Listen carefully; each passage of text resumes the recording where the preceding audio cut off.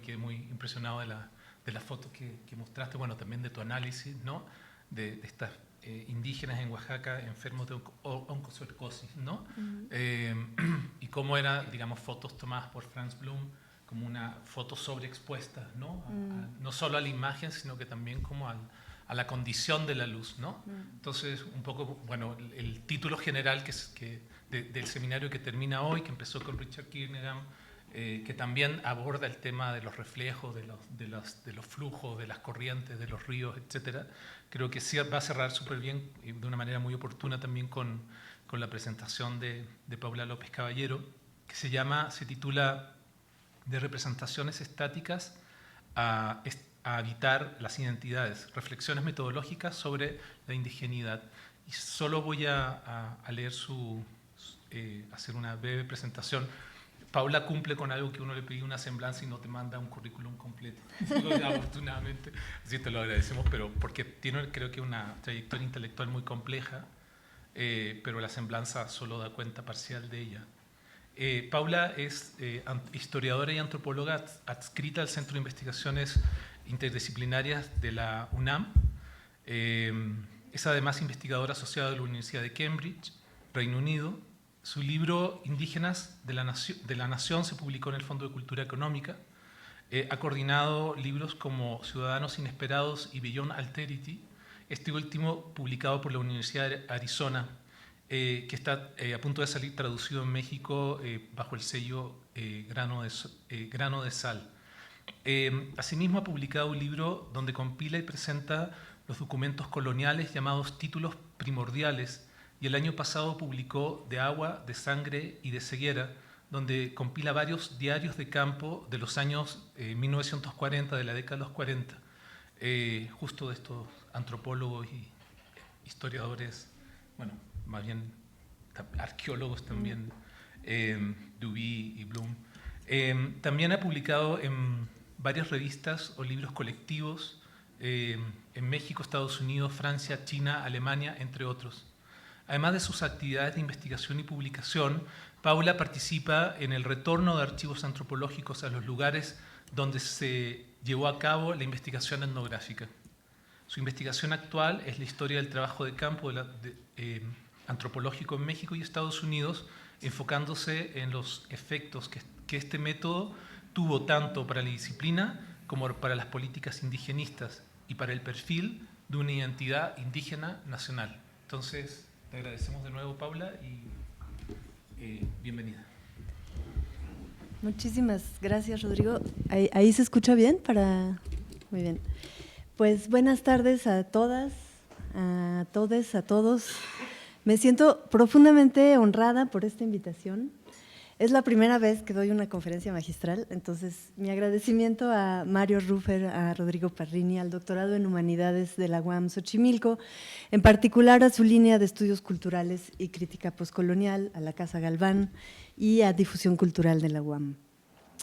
Me hace feliz, y lo digo totalmente en serio, tener esta oportunidad tan generosa de parte de ustedes de estar en esta sala frente a ustedes, los estudiantes de posgrado. No puedo imaginar mejores destinatarios que jóvenes como ustedes, abiertos a dialogar con estas ideas, adaptarlas, debatirlas. Muchos de ustedes pertenecen a una generación marcada por la llamada guerra contra el crimen organizado. El hashtag #MeToo, el movimiento Black Lives Matter y el confinamiento provocado por la pandemia de COVID. Estos elementos, entre otros, hacen que los problemas ligados a la violencia, en específico la de género, las desapariciones y el racismo, se impongan para ustedes no solo como asuntos existenciales, sino también como temas ineludibles de investigación. En mi caso, años antes, la solidaridad, la empatía, la demanda de justicia se conjugaba, cuando yo estudiaba, con el zapatismo. Cuando el EZLN irrumpió en enero de 1994, sus demandas eran eminentemente sociales y universalistas, una palabra, por cierto, casi en vías de extinción. La solución también era transversal y radical, no particular. No eran demandas para los pueblos indígenas, sino para el conjunto nacional, como puede constatarse en la lectura de la primera declaración de la Selva Lacandona.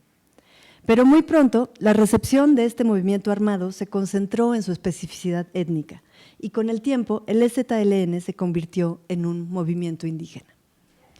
Curiosamente, algo similar sucedió con el movimiento Black Lives Matter, el movimiento social más importante de Estados Unidos y, de hecho, el más racialmente diverso en su historia, a decir de la filósofa política Susan Neiman. De ser un movimiento universalista en 2020, de denuncia del racismo y de la violencia que éste conlleva, empezó a ser acotado como un asunto de política identitaria que correspondía a los afroamericanos tratar. Así, la enorme base no negra del movimiento terminó relegada al estatus de aliades, como si esta no fuera una causa compartida. Este lenguaje político se ha hecho visible relativamente reciente. Al momento del levantamiento zapatista no hablábamos de ser aliades. No se trataba de una alianza estratégica en la que los intereses de los zapatistas y los míos coincidían. Al contrario, lo que nos convocaba no era una misma pertenencia identitaria, racial, de género, sino lo que creíamos que eran convicciones políticas, y eso era la base para la acción colectiva. Y perdón que meta aquí una nota aparentemente inconexa, después de la noticia de ayer, estas convicciones transversales parecen hoy aún más apremiantes. No veo cómo hacer frente al racismo, al autoritarismo y a la injusticia que se viene si no es juntos. Esta evolución política, sumada a los variados viajes y estancias en comunidades de base en Chiapas, provocó en mí un sinfín de interrogantes y asombros que terminaron dando forma a mi compromiso político y a mis temas de estudio.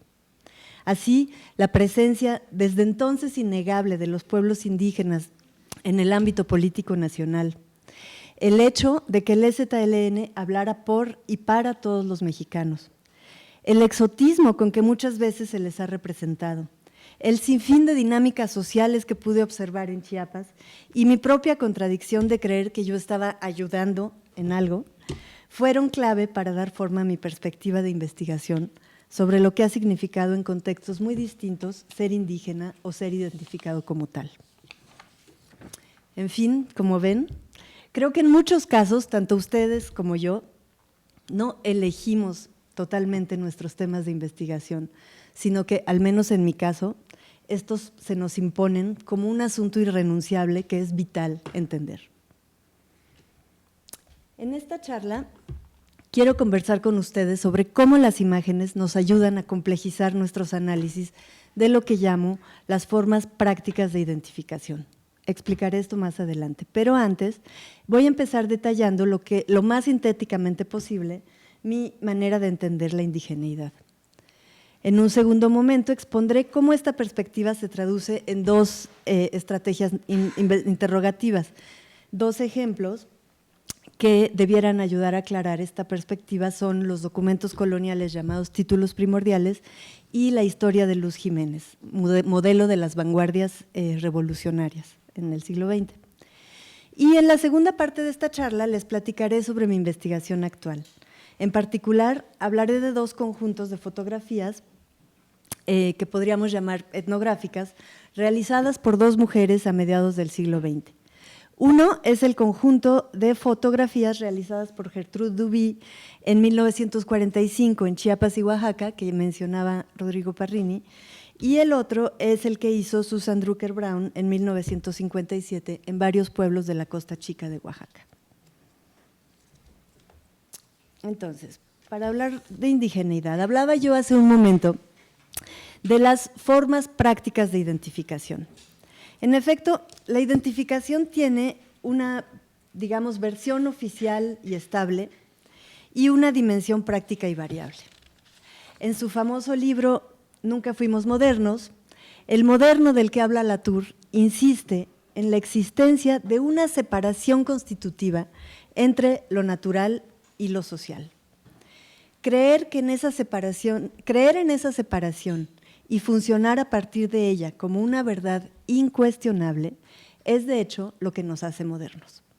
Pero sigue Latour, esa división fija un orden que intenta obscurecer la infinidad de cruces entre estas entidades, siempre tácitos, siempre invisibilizados.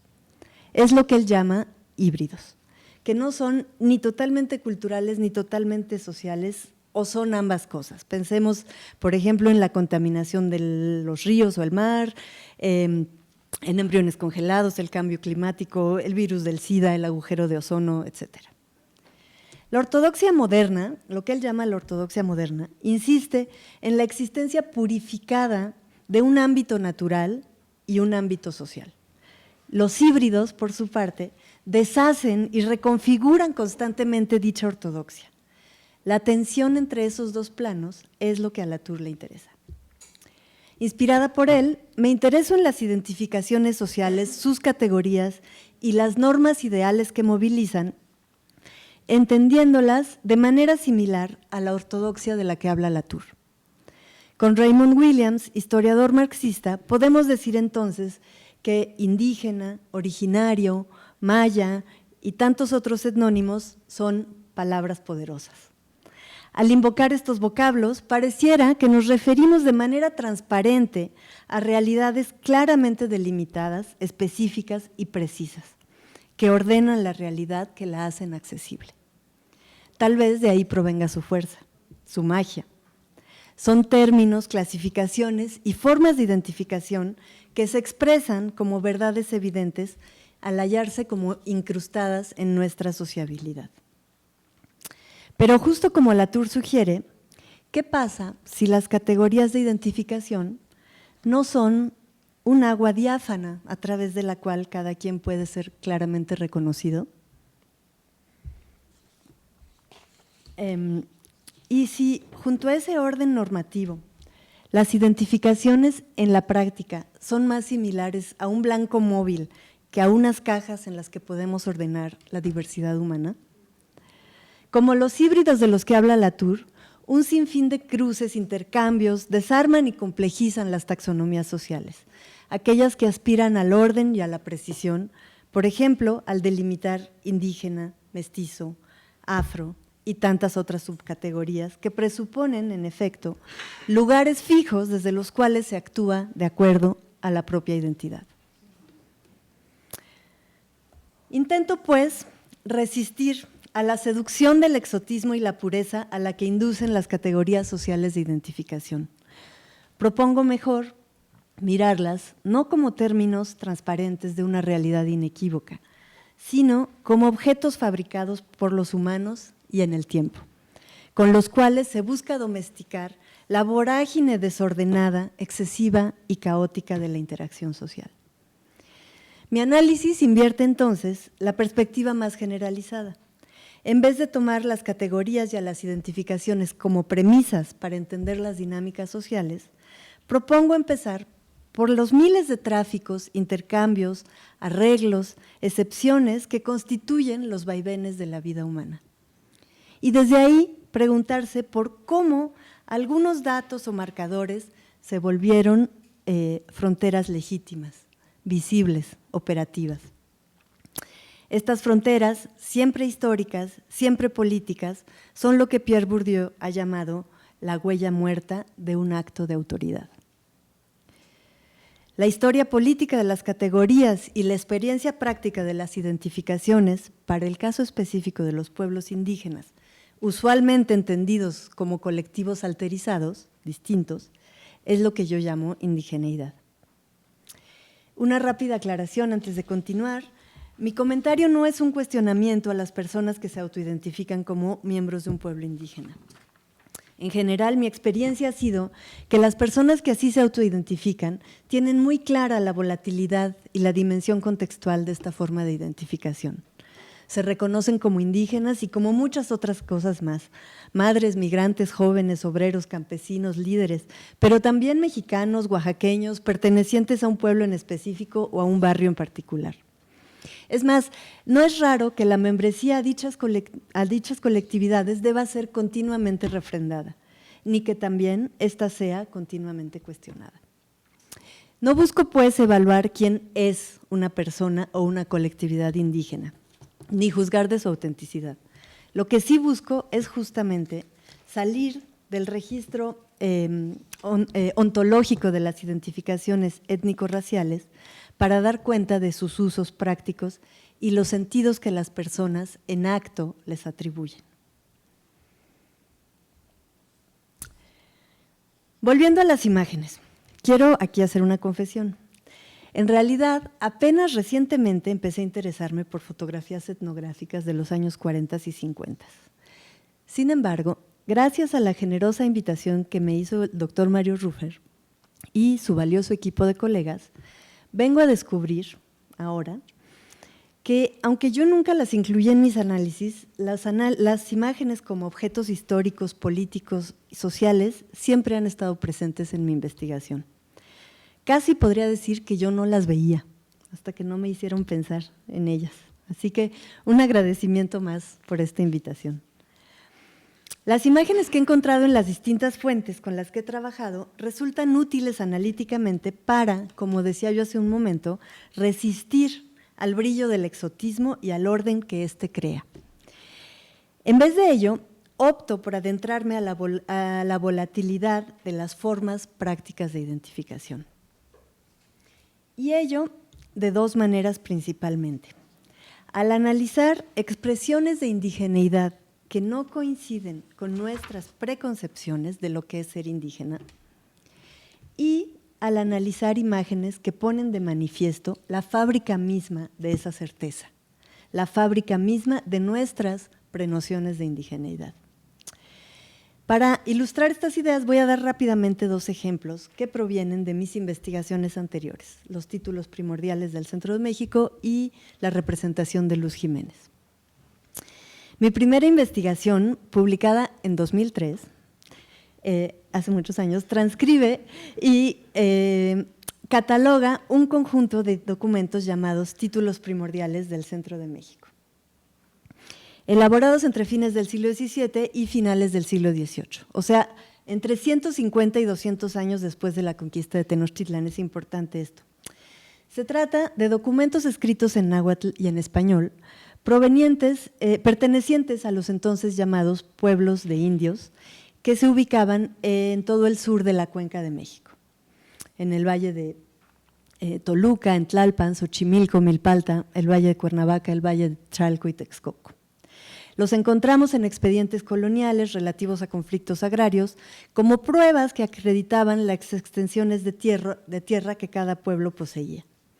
Muchos de ellos afirmaban que los documentos del siglo X, que eran documentos del siglo XVI.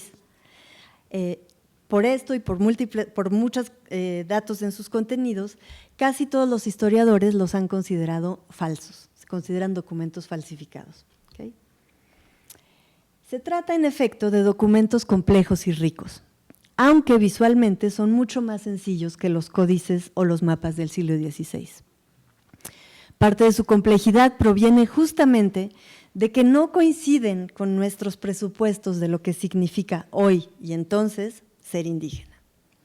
Aunque defienden a sus pueblos y a sus territorios, estos documentos retratan a la conquista como un momento de celebración, porque ahí los pueblos recibieron sus papeles ratificando sus tierras. Retratan el rey, el virrey y los conquistadores se presentan como gobernantes con quienes se pacta, no como invasores. Así, en muchos de estos títulos aparecen imágenes como estas. Casi siempre en los títulos, los mapas son al mismo tiempo cronologías, que eso en sí mismo es muy interesante. Entonces, aquí es un mapa de San Matías Cuixinco.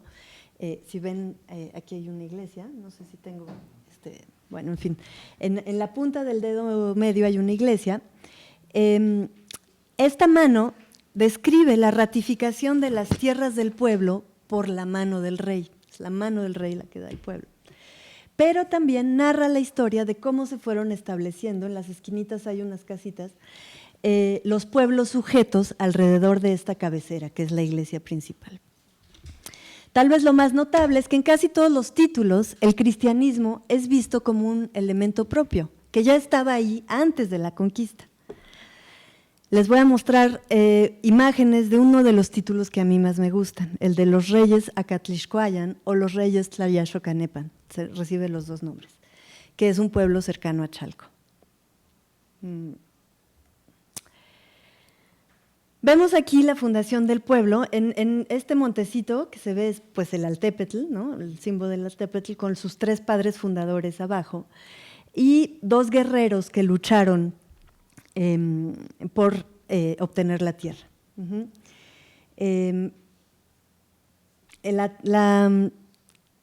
La siguiente imagen, más familiar, es en efecto una adoración de los reyes, donde está narrándose la fundación del pueblo. Entonces, el arco con la imagen de los reyes es el pueblo mismo de los reyes y todos los pueblos sujetos alrededor. Pero veamos esta última imagen. Otra vez se trata de un mapa y de una historia que se lee de arriba abajo. Entonces, si ven, hay un camino de huellitas, sigue una secuencia, como en una convención, digamos, que inicia hasta arriba con una iglesia o un pesebre de donde está naciendo Cristo. Y siguen las imágenes de los tlatoanis, por ejemplo, con la cabeza de coyote, pues es Netzahualcoyotl, Acamapichtli con las flechas, la fundación de Tenochtitlan, mucho después, y finalmente la llegada de los abuelos a la tierra de los reyes. La pareja de hasta abajo son los abuelos fundadores el pueblo. Entonces aquí, y esto no es en absoluto una excepción, el origen mismo de los pueblos es, digamos, cristianizado.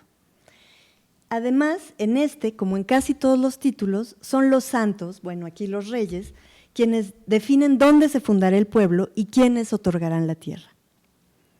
Habría mucho que decir sobre estos maravillosos e intrigantes documentos y sus maneras de expresar la indigeneidad. En efecto, la historia nacionalista nos ha enseñado que la autenticidad indígena no se conjuga, ni en aquella época ni ahora, con catolicismo, con monarquía, sino más bien con herencia prehispánica, resistencia al despojo y resistencia cultural. ¿Pero qué hacemos entonces con estos documentos? ¿Los desechamos como inauténticos o como meramente instrumentales para complacer a los jueces y ganar en las cortes? ¿Serán un ejemplo de la coerción que ejercía el orden colonial? ¿O simplemente son documentos elaborados por sociedades que ya no eran indígenas? En suma, parece imposible ver estas producciones culturales como una expresión propia, orgánica, de una herencia o tradición náhuatl. Como se puede intuir, mi estrategia es otra y consiste en poner en suspenso justo esas prenociones idealizantes de lo que significa ser indígena. Y darle así la oportunidad a estos documentos de mostrar su especificidad histórica, como expresiones de una indigeneidad colonial, católica y nativa, monárquica y autónoma al mismo tiempo. Las imágenes de los títulos resultan poco convencionales respecto de una idea preestablecida de qué significa ser indígena. Quiero ahora moverme hacia la otra faceta de mi perspectiva, aquellas imágenes que develan el largo proceso de fabricación de nuestro supuesto sobre lo indígena. Mi ejemplo aquí es la trayectoria vital de Luz Jiménez, nacida en Milpalta en 1897, hablante de náhuatl y testigo de la Revolución. Ella se convirtió en modelo de los artistas de la vanguardia posrevolucionaria e informante de antropólogos y lingüistas a lo largo del siglo XX. En Milpalta, delegación sureña y hasta hoy básicamente rural de la Ciudad de México, donde por cierto también hay títulos primordiales, las cenizas de la guerra queman todavía en 1920. Debido a la violencia de los enfrentamientos, la joven Luz Jiménez y su familia, como la mayoría de los habitantes de la zona, deben abandonar su pueblo e integrarse a las masas pauperizadas de la ciudad. El encuentro de Luz con la efervescencia nacionalista y revolucionaria le abrirá las puertas para convertirse en el ícono de la indianidad sublimada por los artistas posrevolucionarios. No existen muchos testimonios precisos de esos años de su vida, pero es posible que los artistas de las escuelas de pintura al aire libre la conocieran hacia 1917 o 18 en un concurso de belleza. Los artistas y revolucionarios de la época, embebidos de la utopía que el nuevo régimen encarnaba, descubren a Luz, la mujer que para ellos representará la madre tierra, la esencia de la indianidad.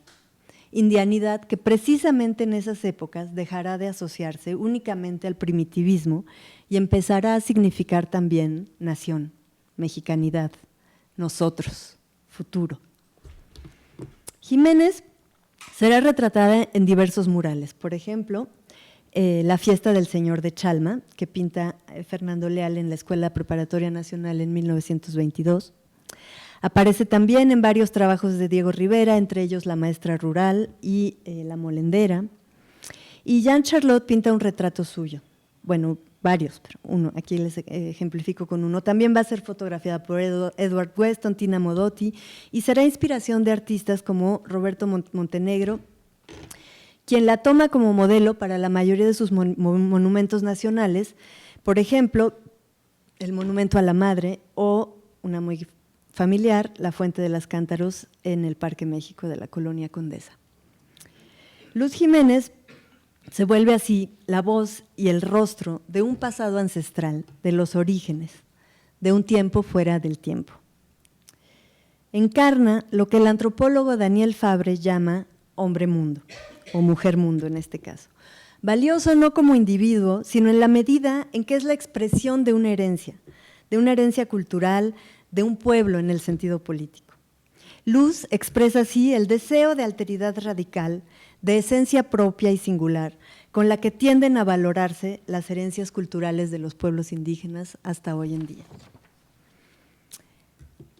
La última imagen que les voy a mostrar, sin embargo, para mí revela la operación epistémica y política que se puso en marcha con su imagen. Esta imagen va más allá del brillo del exotismo y devela la banalidad de las cosas humanas. La fábrica, no por ello menos real, de una alteridad indígena sublimada y valorada. Esta poderosa fotografía, donde Luz está casi triste, devela también las relaciones de género y las relaciones raciales que sostenían o sostienen estas narrativas.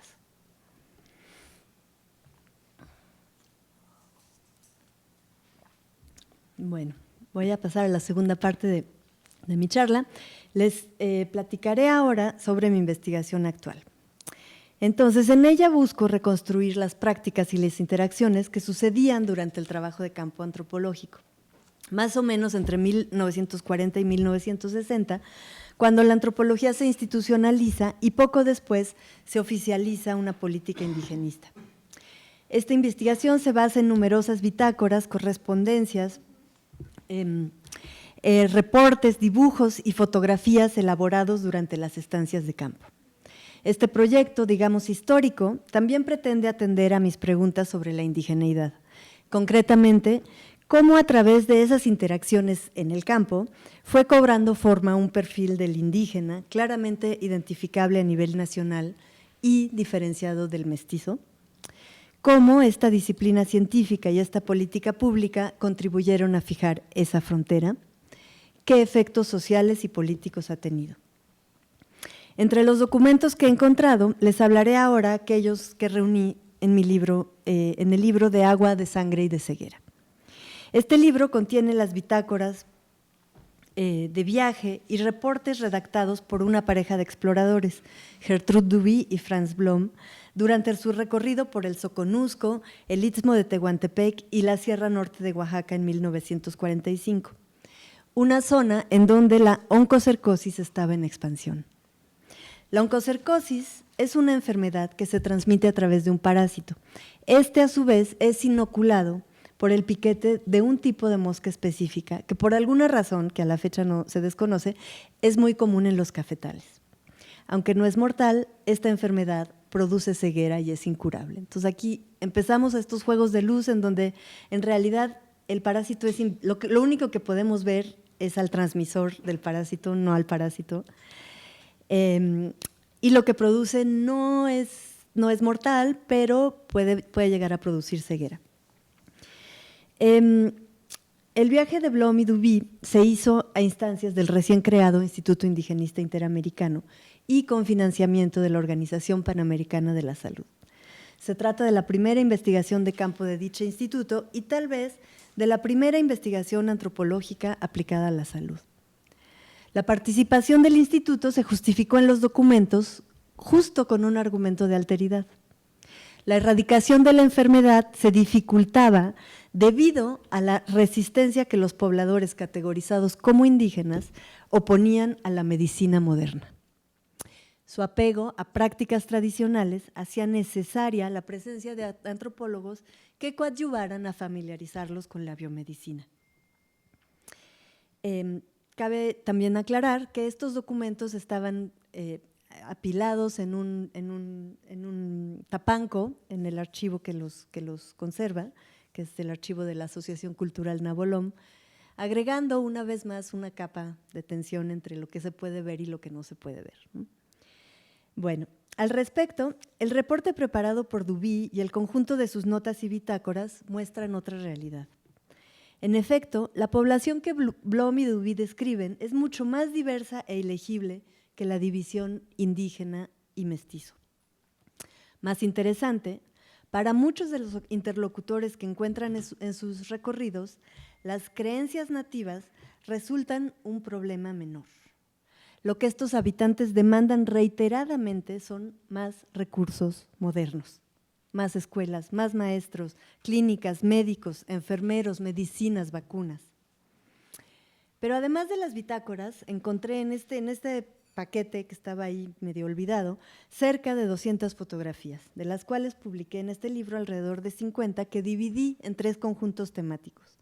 Fotografías de personas con oncocercosis, fotografías, vamos a decir, costumbristas de la vida diaria y fotografías de mujeres. Voy a comentar rápidamente algunas de ellas por cuestión de tiempo. Obviamente el ejercicio estilístico más elaborado y el objetivo de las fotos es representar la ceguera. ¿Cómo una imagen fija puede mostrar al observador, cómo una fotografía puede transmitirnos que el sujeto fotografiado no puede ver? ¿Cómo hacer explícita en la imagen una condición, la ceguera, que es invisible para el ojo externo? Un recurso evidente consiste en revelar esta enfermedad por sus atributos. Por ejemplo, en la primera, la niña está claramente llevando de la mano al señor mayor, ¿no? En fin, aquí están los lentes con su bastón, y las otras dos creo que no se alcanza a detectar tan bien, pero muestran los rastros de la enfermedad deformados por los quistes. Pero por volver a mis preguntas sobre la imagen y la indigeneidad, veamos una foto tomada en Tabela, un pueblo de la Sierra Norte de Oaxaca. Allí, una docena de hombres aparece del lado derecho de la imagen, sentados en el poyo, este banquito, junto al muro del edificio, en una diagonal recta que lleva al punto de fuga. Casi todos los músicos miran hacia afuera del portal o platican distraídos entre ellos. El ojo tan trabajado de Duby capta todo un ambiente, nos introduce a un momento más íntimo y menos espectacular, en el que los músicos parecen tomar un descanso a la sombra o se alistan para iniciar su concierto. De manera casi literal, Duby nos invita a mirar tras bambalinas de la indigeneidad, del exotismo. No le interesa el espectáculo, ella busca el ambiente más privado de los músicos a la espera. Su fotografía documenta y al mismo tiempo construye una estética, produce un instante que parece natural. Y ello sin dejar que pase desapercibido su papel en la elaboración de la imagen, develado indirectamente por la mirada a la cámara del hombre con el saxofón y el hombre con la trompeta. Un tercer conjunto es las fotografías de mujeres que revelan la herencia feminista de Duby. La exploradora retrata la vida cotidiana de las mujeres que encuentra en sus recorridos, sus actividades diarias con una mirada íntima que intenta hacer complicidad con ellas. Tal vez creyó encontrar su propio ideal, mezcla de tradición y autonomía, en la mujer yalalteca que retrata en 5 tomas distintas. Esta mujer, con su blanquísimo atuendo bordado y su particular tocado de lana negra, mira a la cámara de Duby. Muy derecha, está sentada de perfil, pero su rostro voltea a la cámara, para devolvernos una mirada seria y distante, pero sin tensión. La misma mujer aparece en otra toma de pie y de frente, esta vez casi sonriendo, Una toma más, tomada desde abajo, capta un acercamiento a su rostro que mira a un horizonte alto y lejano. La última toma es una fotografía con un encuadre más amplio en la que aparece de pie con un muro de fondo y una fuente a la derecha de la imagen. Sobre la orilla está parado un niño pequeño. La mujer lo mira con ternura y orgullo mientras él lanza una mirada intrigada a la cámara. Este conjunto de fotografías contrasta con el tipo de fotografía etnográfica que dominaba aún en la época. No busca transmitir un tipo racial o explicar una cultura. Esta mujer no es la mujer mundo por extensión del hombre mundo del que hablaba hace un momento. No está hablando por su pueblo, como creo que sí lo hace Luz. Si acaso, habla por las mujeres. Su actitud no es de sumisión o de timidez. En la mirada que Duby plasma en papel, esta mujer irradia una suerte de autosuficiencia natural que hace aún más atractiva su especificidad cultural. Tal vez precisamente porque al mostrarse menos intimidada nos resulta más cercana. Al juzgar por el tipo de representación que exhiben sus fotos, el ideal femenino de Duby se parece más a esta mujer, bien plantada, segura y fuerte, que al exotismo primitivista de sus fotos más tardías en la Lacandona. En suma, lo que quise mostrarles aquí es cómo las representaciones que hace Duby del mundo rural desbordan las divisiones dicotómicas planteadas por el Instituto. Por un lado, al mostrar una gran pluralidad de formas de vida difícilmente agrupables bajo una única categoría de indígena, y por otro, porque estas representaciones elaboradas por Duby no refuerzan la supuesta endogamia de los pueblos indígenas, reacios al exterior y al cambio, sino al contrario. El mensaje de sus fotos, cuánto es de ella, cuánto de las personas con las que habló, no lo sé, es que su emancipación no viene de resistir, sino de exigir que ese cambio por fin sea justo y atienda sus necesidades materiales. Voy ahora a abordar mi último caso. Se trata de la colección de fotografías elaboradas por la antropóloga Susan Drucker Brown en Jamiltepec, Chayuco, Mechoacán y otros pueblos de la Costa Chica oaxaqueña en 1957 y 58. Aunque de origen judío neoyorquino, Susan creció en México desde los 15 años, más o menos, y se formó como antropóloga en la ENA. En 1960, Susan Drucker Brown obtuvo su tesis de licenciatura y poco después consiguió una beca para hacer sus estudios en Cambridge, en el Reino Unido. Falleció en dicha ciudad en mayo del 23. En 2015 supe que ella seguía activa y trabajando. Yo me había encontrado sus diarios, una parte de sus diarios de campo en un archivo, y supe por una tercera persona que seguía activa y trabajando. Y entonces, con apoyo del CONACYT, tuve oportunidad de visitarla entre 2016 y 2018. Con base en estos intercambios, ella decidió prestarme en un inicio los negativos de sus fotografías para digitalizarlos, pero más tarde me donó sus hojas de contactos, el resto de sus notas de campo, bitácoras y fotografías, así como los textiles que había reunido durante su trabajo en la Costa Chica. Ella realizó esta investigación para su tesis de licenciatura y con apoyo del Instituto Nacional Indigenista.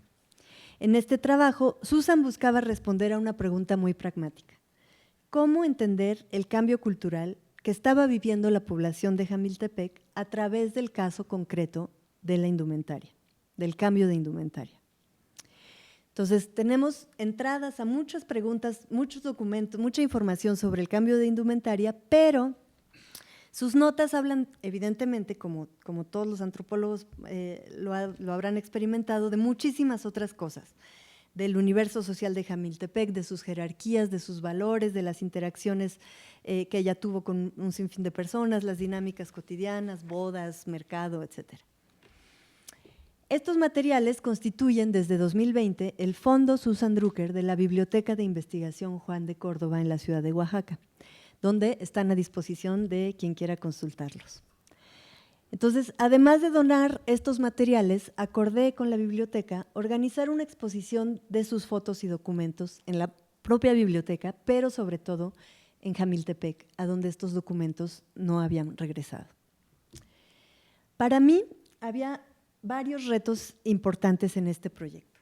Por un lado, dar a conocer el trabajo realizado por esta antropóloga y así contribuir a visibilizar la centralidad de las mujeres en la investigación social y antropológica. Por otro lado, hacer un diálogo entre las fotografías y las notas y diarios de campo. Y finalmente, tal vez lo que más me preocupaba era cómo recibirían los habitantes de Jamiltepec estas imágenes. Por un lado, debido al vínculo que Drucker y su trabajo mantienen con el proyecto indigenista, y por otro, porque en numerosas fotografías, como pueden ver en esta, las mujeres aparecen con su indumentaria tradicional en el cual el torso está descubierto. Sobre el primer punto, solo diré rápidamente que en Inglaterra, Susan debió dejar de trabajar sobre América Latina, porque no había nadie que trabajara América Latina en Inglaterra en los años 60, y especializarse en sociedades africanas. Su doctorado lo hizo sobre el reino Mambrusi en Ghana. Por ello, y nunca volvió a trabajar en México. Entonces, su trabajo aquí es poco conocido, donde el canon de la historia de la antropología sigue siendo básicamente masculino.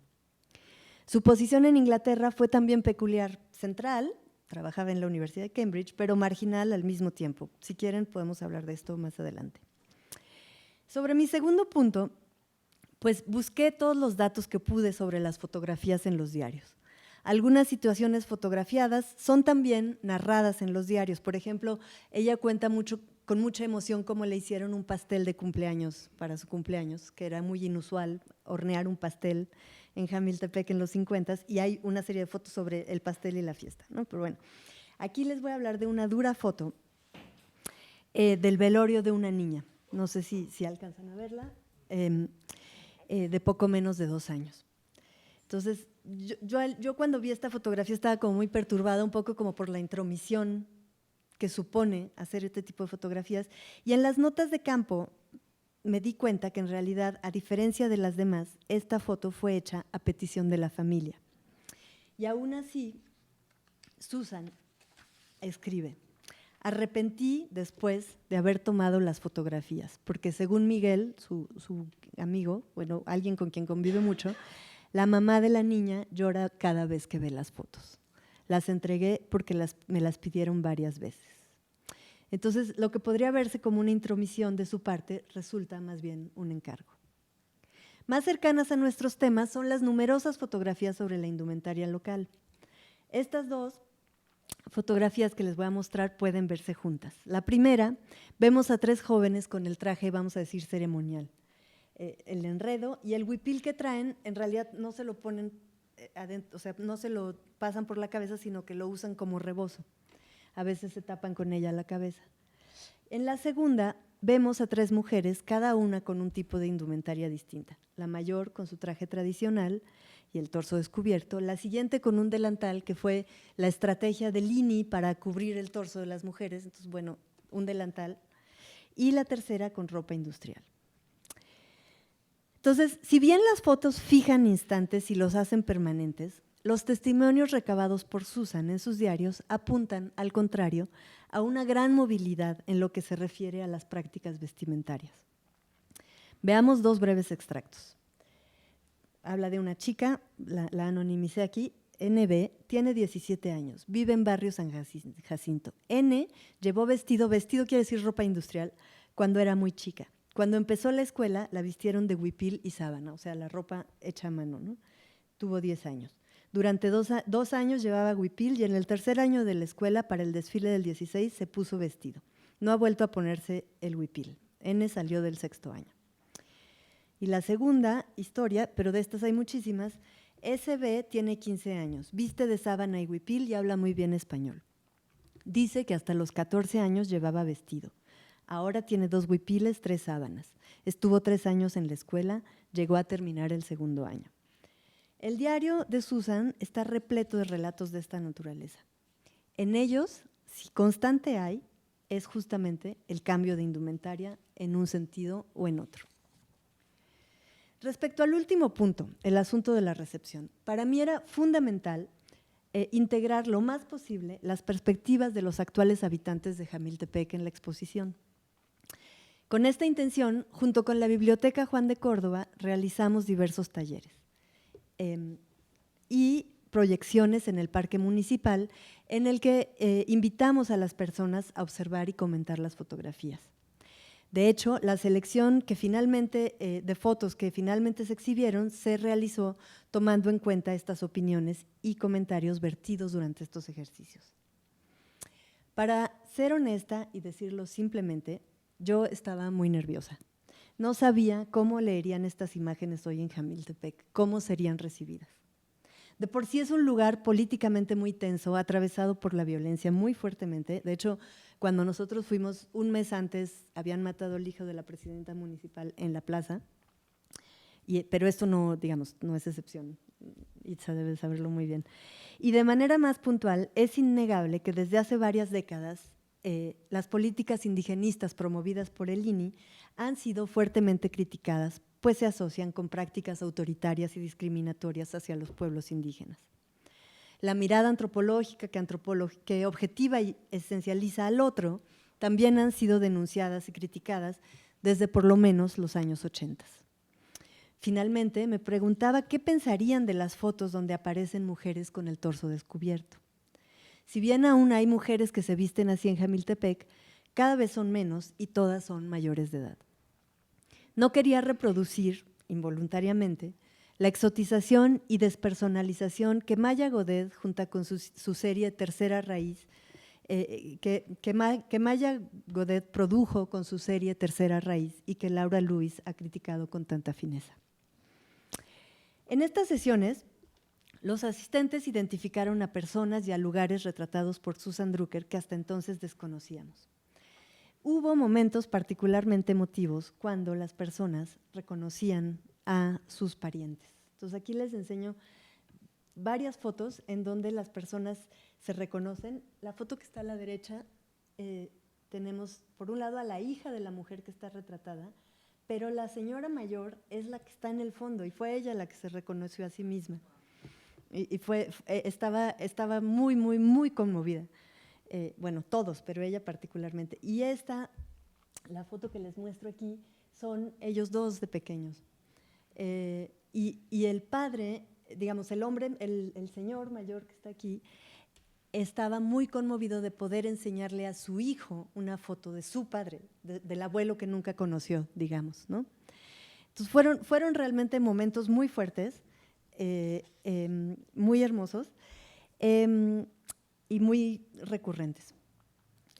Entonces, contrariamente a nuestras miradas urbanas e intelectuales, en los múltiples talleres que realizamos y durante las exposiciones mismas, los distintos públicos no expresaron rechazo a la mirada occidental o asimilacionista de la antropóloga. Al contrario, la narrativa recurrente que me daban tendía más al orgullo, a la satisfacción de poder ver literalmente al Jamiltepec de los años 50. Pero tal vez lo más interesante es que al reconocer lugares, aquí son fotos de la inauguración, al reconocer lugares y sobre todo a sus familiares, la mirada en apariencia externa de Susan se volvía parte de nuestra historia. Una y otra vez, estas fotografías se han leído localmente como una expresión más de aquello que nos es propio, de lo nuestro. Una expresión de esa apropiación fue que de inmediato las personas desde los talleres empezaban a mandarse fotos por los celulares, le tomaban foto a la pantalla y mandaban fotos a los familiares que reconocían en ellas. Un poco como uno hace cuando encuentra fotos viejas en su casa. Otra muestra de ellos es que tras la exposición en Jamiltepec en el otoño de 22, otras localidades han venido a solicitar que montemos la exposición. Hasta ahora se ha presentado en Chayuco y en Pinotepa de San Luis. En suma, contra la lectura sistémica que opone a la antropología indigenista como extractivista y aculturacionista, que es una crítica que tenemos que hacer, los múltiples asistentes a los talleres y a las exposiciones individualizaron, personalizaron e hicieron de estas fotos trazas, huellas de sus historias íntimas y familiares. Este trabajo, digamos, de restitución indirecta del material etnográfico elaborado por Drucker a los habitantes de Jamiltepec, abre preguntas de las que aún no tengo respuesta pero que contribuyen a complejizar nuestros sentidos comunes y certezas sobre la indigeneidad. ¿Cómo dar sentido a las fricciones entre lo que estas fotos significan para los habitantes y el significado más generalizado del proyecto indigenista? ¿Qué hacer con nuestros modelos interpretativos que analizan críticamente la representación antropológica de los pueblos indígenas? Y no digo que haya que dejar de hacerlo, no hay que quitar el dedo del renglón, cuando los destinatarios no parecen compartir esos puntos de vista. Estas imágenes, como muchas otras de la época, pueden leerse como un ejemplo de la objetivación del otro por parte de los antropólogos. Pero si es así, ¿bajo qué condiciones se convierten en nuestro patrimonio, en nuestra propia historia, como hicieron los habitantes de Jamiltepec? En suma, para concluir, estas preguntas y otras más tienen como trasfondo la tensión que he constituido en perspectiva analítica y que aquí he intentado desarrollar para ustedes.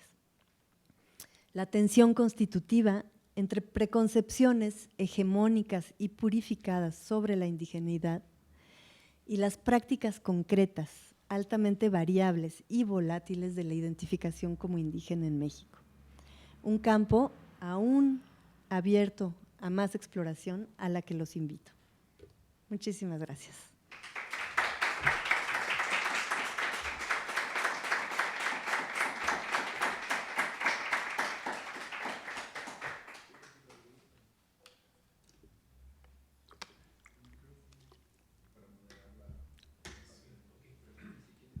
Bueno, sí, debo. Muchas gracias. Creo que podemos abrir un espacio a preguntas, intervenciones, comentarios y un diálogo con Paula a partir de la presentación y de lo que ha suscitado no sé si también posibilidad de hacerlo virtual, Antonio. Ok.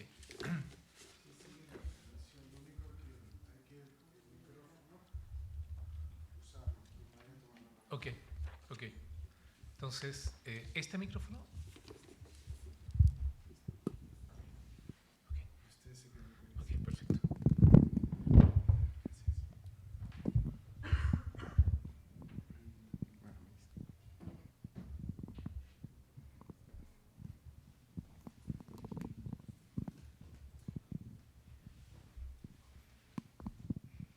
Sí, una pregunta que mencionabas que es muy interesante, ese traspaso que tuvo que hacer Susan Drucker entre su trabajo en México y después cuando trabajó en Cambridge y que querías un poco también tal vez expandir sobre eso al contexto africano. Entonces me interesaba, no sé si ha sido el caso, si pudiste ver ese registro sobre Ghana, a ver si el ojo de ella cambió en tanto y en cuando a partir de su formación en el contexto británico, pero también tal vez el contexto o lo que se espera de la antropología británica, estoy seguro que es distinto que podría haber sido lo que hubiera recibido en Elena.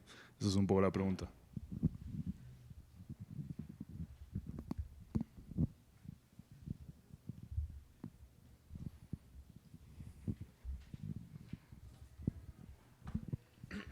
Gracias por por tu ponencia y todo esto, estuvo muy bueno. Me pareció esta idea de las formas prácticas de identificación de la indigeneidad como muy interesante para preguntarnos sobre fenómenos que utilizan como este concepto de lo indígena, pero que se salen justamente de esta concepción antropológica clásica.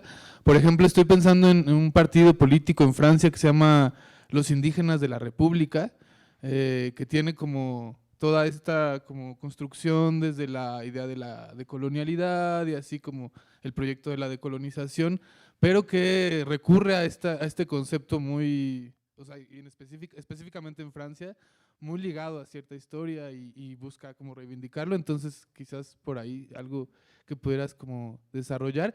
Y por otro lado, lo de los lacandones, a mí siempre, no sé, como que el tema de la construcción de la indigeneidad lacandona siempre ha estado como muy como pasado por todo esto de los recursos naturales, como los 70s con Echeverría y, o sea, como toda esta declaración de la reserva y cómo se elige a un grupo específicamente, que son los que usan las túnicas blancas y que tienen el cabello lacio y largo. Y bueno, no sé qué parte tengan los Bloom en esta como construcción, y igual si nos puedes comentar algo de eso.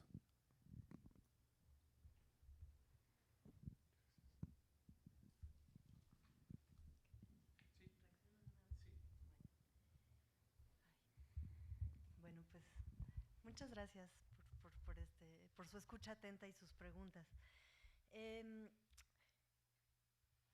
Susan siguió trabajando con la indumentaria. No conozco sus fotos del Reino Mambruzzi. Vi fotos. En este año montamos la exposición de la que les hablé, se montó finalmente este año en la Universidad de Cambridge. Y para esa ocasión, una colega suya regresó al Reino Mambruzzi y hizo una serie de entrevistas. Entonces, vi un poco de cómo era ese lugar. Pero pues hoy, no sé, en los 60s y 70s, ¿cómo podría ser? Yo creo que, o sea, Susan Drucker llegó a trabajar allá con Meyer Fortes, entonces con así, el rey del funcionalismo británico, pues a hacer funcionalismo británico, básicamente. Yo creo que pues una buena parte de su formación aquí pues era muy funcionalista por toda la perspectiva aplicada de la formación antropológica, ¿no? Entonces, yo creo que encontró muchos más puntos en común que divergencias. Pero no tanto en su práctica intelectual. Lo que es muy interesante de la historia de Susan es que pues, fue una de las primeras mujeres en estudiar antropología en la Universidad de Cambridge. De hecho, la universidad funciona con estos colleges, ¿no? Donde como que llegas a vivir a un college y luego ya estás inscrito. Solo había un solo college que aceptaba mujeres, de puras mujeres, entonces ella estuvo ahí. Sí, era todavía como muy inicial el asunto. Y lo que pasó con ella es que nunca consiguió trabajo, nunca tuvo una plaza, en realidad. Siempre fue pues profesora de asignatura, como diríamos aquí, ¿no? Entonces, fue muy impresionante en la exposición allá, porque no saben la cantidad de gente que la conocía, porque claro, dio clases en chile, en mole y en pozole, o sea, y trabajó en la biblioteca y coordinaba el boletín especial de esto. Entonces, siempre estuvo como en puestos temporales y nadie sabía qué había hecho de investigación, porque nunca tuvo una plaza permanente de investigadora. Entonces, no formó gente, no difundió su trabajo, y al mismo tiempo, pues, sostuvo la vida académica de ese lugar, ¿no? Entonces, pues todo eso yo lo he ido descubriendo, no lo sabía cuando empecé a hacer el proyecto, pero me parece, pues que, digamos, con más gusto hice esa exposición, como a decirles, oigan, esta señora que tuvieron aquí 50 años, hacía unas cosas muy increíbles, y nunca nadie le preguntó así. O sea, literalmente un colega del departamento de antropología me dijo, oye, trabajé con ella 20 años en la misma oficina y nunca supe que había hecho esto. Entonces, bueno, para también relativizar la centralidad de estos lugares, ¿no? O sea, estar en la Universidad de Cambridge no es... O sea, puedes estar de muchas maneras allí, ¿no? Y justo esa parte precaria, pues nunca uno no pensaría que la Universidad de Cambridge tiene trabajadores precarios, ¿verdad? Pero bueno, sí, se sostienen sobre ellos. Bueno, y sobre las formas prácticas de identificación, me da gusto que te llame la atención. Yo siempre estoy buscando cómo nombrar, entonces pues le digo habitar las identidades, le digo formas de identificación, le digo experiencias de identificación, y ahora encontré formas prácticas de identificación, que a mí también me gusta bastante porque como que sí te da esta textura de que tiene que ver como con el hacer, pues, ¿no? No con el ser, que sí es un punto que me interesa mucho. Y sobre Indígenas de la República, no es un partido, es como una asociación, es como una organización política que juega con muchas cosas. Porque aquí, bueno, indígenas evidentemente se refiere, o sea, indígena en Francia remite a un estatus administrativo, pero estrictamente administrativo. No es étnico, no es cultural, no es lingüístico, no es racial. Si tú nacías en cierto, o sea, podías ser hijo de franceses del hexágono, pero nacido en Argelia y entonces ya eras indígena, ¿no? Entonces es como, tiene que ver con un estatus administrativo. Y abarca sobre todo, pero curiosamente, ahí está como todo el juego, convoca a las segundas generaciones, a los hijos de gente nacida en, sobre todo en Argelia, Marruecos y Túnez, nacidos en Francia. Entonces, es como anclarlos al territorio franco-francés, digamos, al hexágono ya no colonial francés, por la vía de remitir a al estatus administrativo que posiblemente fue el de sus padres o de sus abuelos, ¿no? En todo caso, la reflexión que yo haría es que este tipo de comparaciones, como la que tú sugieres, me parecen fundamentales, pues porque nos ayudan a relativizar la noción de indígena y de indigeneidad. Es decir, y eso pues me pasó a mí cuando yo empecé a estudiar el doctorado. Pues yo asumía que lo que entendemos aquí por indígena, en términos muy convencionales, pues era lo que se entendía en todo el mundo, ¿no? Y que si yo decía indígena, todos sabían de lo que yo hablaba. Y la verdad es que no, aquí en México no, pero fuera menos. Entonces, y luego, como que claro, entender cómo lo ven ellos me ayudó mucho a regresar a ver nuestras nociones desde otro lugar, de otra manera, ¿no? Entonces, creo que es fundamental como ejercicio metodológico, pues, ¿no? Y sobre la construcción de los lacandones, pues fíjate que ahí hay una tesis de doctorado que hacer, si a alguien le falta proyecto. Yo, la verdad, es una gran interrogante. O sea, Duby era militante del Partido Comunista y Socialista en Europa, o sea, era la vocera del Partido Socialista Alemán en los años, a finales de los 20 y los 30, súper militante, feminista, revolucionaria, perseguida política, estuvo en un campo de concentración, en fin. Y un poco de todo eso todavía se percibe en las fotos que yo veo. En las que se hacen 10 años después no hay rastro de eso. Lo único que hay es un esencialismo y un purismo y un exotismo. Y ella pues fue un actor instrumental en el reconocimiento de este territorio, del ejido. Es un ejido que le reconocen a los lacandones por una cantidad de hectáreas totalmente desproporcionada y a costa de muchos otros habitantes que no fueron reconocidos como auténticos lacandones, ¿no? Entonces, ¿qué pasó ahí? O sea, ¿qué pasó entre las fotos de la oncocercosis y las primeras fotos? Yo pienso que Blom tuvo algo que ver, porque justo Blom pues, tiene como una herencia mucho más de viajero del siglo XIX, como más imperial finalmente. Y por otro, sin duda, pues una demanda. O sea, que queríamos exotismo, queríamos alteridad, ¿no? Entonces, pues, produzcamos exotismo y produzcamos alteridad, ¿no? Yo te quisiera hacer dos preguntas. Uno es, cuando muestras las primeras fotos de Duby y de Blom, y luego las de Drucker, y luego las de las personas de esta comunidad viendo las fotos de sus familiares, antepasados, del pueblo, etcétera, etcétera, la modernidad quizás se ha movido de lugar, ¿no? O sea, de esta foto que lleva el explorador la cámara a las personas de este pueblo que tienen los celulares y fotografían las fotos que ha sido tomado por una antropóloga que parece que está ya en el lugar de la tradición. Ahí hay un desplazamiento que me parece interesante y que, digamos, me preguntaría si tiene relación con dos cosas que me parece que vienen de la gramática de la imagen. Uno es que las fotos que toman los antropólogos o los expertos aparecen, es como o hay sujeto, o hay un cuerpo individual o hay un cuerpo grupal. Parece que es como una especie, como coreografía de la imagen, ¿no? Eso creo que es una construcción, o sea, es una toma, digamos, es un escenario que no sé, desconozco cuáles serían los efectos, digamos, más, no solo de la mirada de los y de las antropólogas, sino que también de la mirada de quién estaba demandando esas imágenes. Creo que en el caso de Blom, tú comentabas que era Petróleos Mexicano en ese momento el que había pagado la exploración, no sé cómo llamarla, este viaje a través de la oncocercosis, ¿no? O sea, alguien quería ver y algo quería ser visto, ¿no?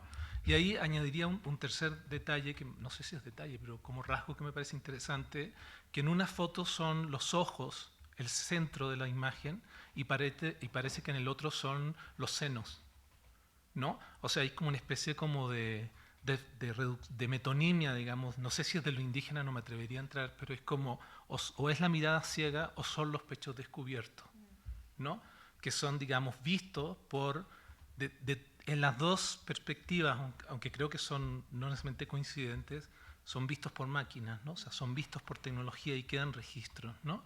Y ahí me preguntaría si ese proceso en el que reconocen a sus familiares, que ya la foto antropológica regresa como foto, como álbum de familia, por decirlo así, como una foto íntima, como una foto genealógica, etcétera, no supone, porque no alcanzo a distinguirlo en las imágenes, si ahí primero esta fragmentación del cuerpo, o si, por llamarlo de alguna manera, pero por otra, esta toma de o cuerpos individuales o cuerpos grupales no es reconstruida o no es transformada o no es desplazada, digamos, o sea, cómo vieron los descendientes de esas personas llamadas indígenas a sus antepasados a través de sus propias máquinas, no sé si propias, a través de las tecnologías que están utilizando en ese momento, ¿no? Entonces, digo, como una hipótesis un poco exagerada, si no es Drucker la indígena, digamos, para esa fotografía.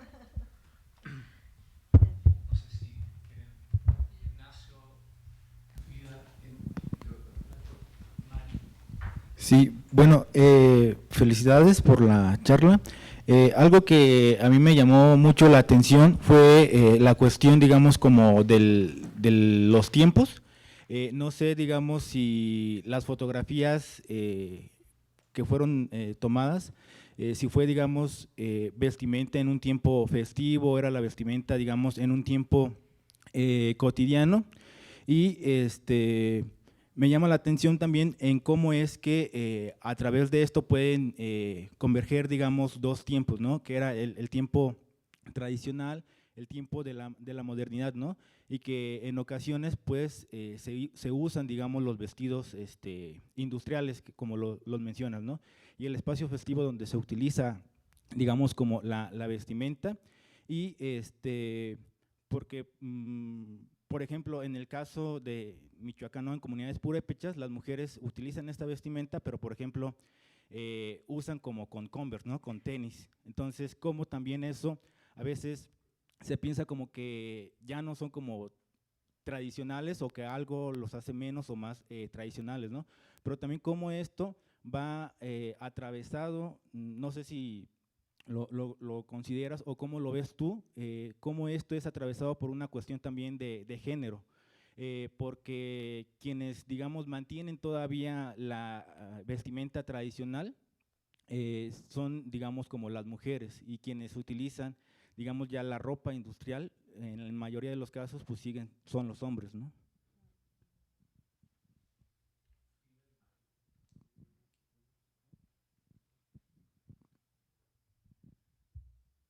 Bueno, Paula, yo me quedé pensando, bueno, tengo curiosidad por saber qué autores trabajaste para pensar la imagen, o sea, cuáles autores, si es que puedes hablar de eso, te permitieron como empezar a ver la imagen, que dices que en un comienzo no la mirabas, sino que la usabas como una ilustración y que de pronto empezaste a mirar la imagen. Entonces tengo curiosidad por saber cuáles son como los autores que te dijeron algo, que te permitieron pensar en la imagen, ¿no? Y luego, por otro lado, o sea, me quedó como una idea de que hay como un movimiento teórico ahí, ¿no? Entre el problema de la identidad y el problema de la identificación, ¿no? Como que estás buscando un término para pensar, para salir de la idea de identidad y pensar prácticamente las identificaciones, y no sé cómo en ello está jugando tú el problema de la relación de tu historiadora antropóloga con los otros, y ¿no? O sea, ¿qué lugar tiene el problema de la relación en tu idea de identificación? Y bueno, sí hay todo ahí un manejo, bueno, una discusión entre el discurso y las prácticas, ¿no? O sea, cómo pensar esa relación, que también me parece muy interesante. Y bueno, muchas gracias por…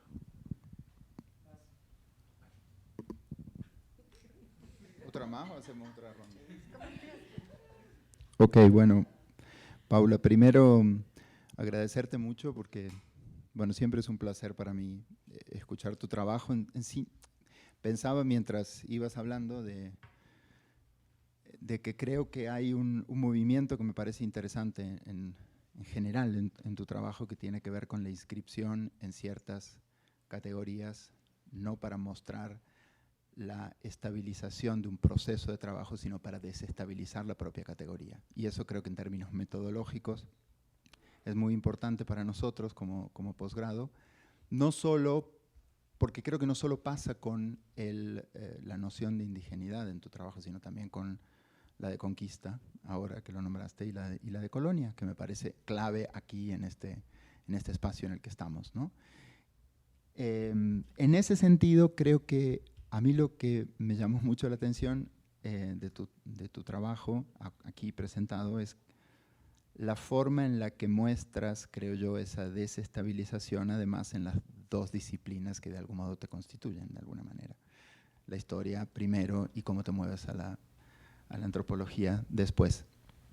En el primer caso creo que hay una idea, como me parece interesante, de mostrar a partir de estos primeros documentos, a los que a mí me gustaría volver, mostrar de alguna manera eso que Dessertó planteaba como el síntoma de la historia, de que toda historia se constituye con aquello que excluye, y que de alguna u otra manera está mostrado en esta manera en que tú de alguna forma ofreces una lectura distinta del proceso a partir de estos documentos. Y por otro lado, bueno, obviamente la desestabilización de la noción de indígena e indigeneidad. Lo que me gustaría a mí preguntarte en este segundo caso es, yo creo que, como sabemos, como hemos trabajado varios de nosotros, tú, Frida, en distintos espacios, separar el rol de la historia y la antropología con la construcción del Estado-Nación en nuestros casos